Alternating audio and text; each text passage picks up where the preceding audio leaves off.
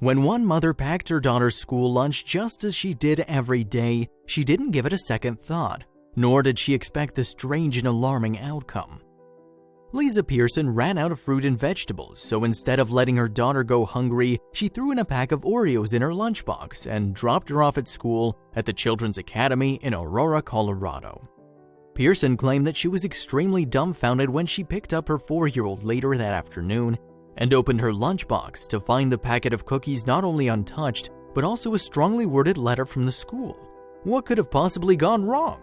All these thoughts started to enter her mind. Lisa always had her children's best interest at heart, and every day she woke up extra early to prepare their packed lunches with nutritious and delicious food that would keep them going throughout the day at school. Being a single mother, juggling her career and children was challenging at times, and especially food shopping was a difficult task. However, no matter what challenges faced her, she did her best at all times to ensure that her cupboards were filled with delicious and nutritious ingredients.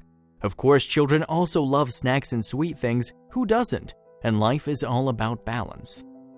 Her daughter was a happy girl who was popular with the other kids and also the teachers. She never broke the rules or acted out intentionally, so when she returned home that fateful day with a note from the school, she was concerned as to what could have happened and wondered whether her daughter was in trouble. Soon she would learn that she was in fact in trouble. When she opened her daughter's lunchbox, she saw the dreaded note sitting next to the packet of Oreos that she'd packed for her earlier that day.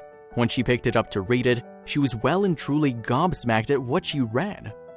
After reading it, she felt angry and frustrated. She didn't feel that the school had the right to send her child home with such a ridiculous note. But what did it say to get her all riled up? Dear parents, it is very important that all students have a nutritious lunch. This is a public school setting and all children are required to have a fruit, a vegetable, and a healthy snack from home along with a milk. But there was more. If they have potatoes, the child will also need bread to go along with it. Lunchables, chips, fruit snacks, and peanut butter are not considered to be a healthy snack. This is a very important part of our program and we need everyone's participation. She wondered to herself, why does having bread and potatoes make for a healthy lunch? Where have they got this information that proved that was a healthy lunch? Pearson stated that she was frustrated at the situation. Her daughter came home hungry and confused, and she doesn't feel that it was dealt with in a proper manner, especially as the school does not provide lunch themselves. I think it is definitely over the top, especially because they told her she can't eat what's in her lunch, Pearson told ABC News.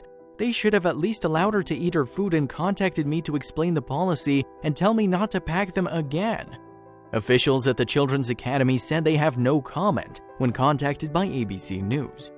Patty Moon, a spokeswoman for the Aurora Public Schools, which provides funding for some of the children to be able to go to the private preschool, spoke out, claiming that a note in the lunchbox is not at all best practice.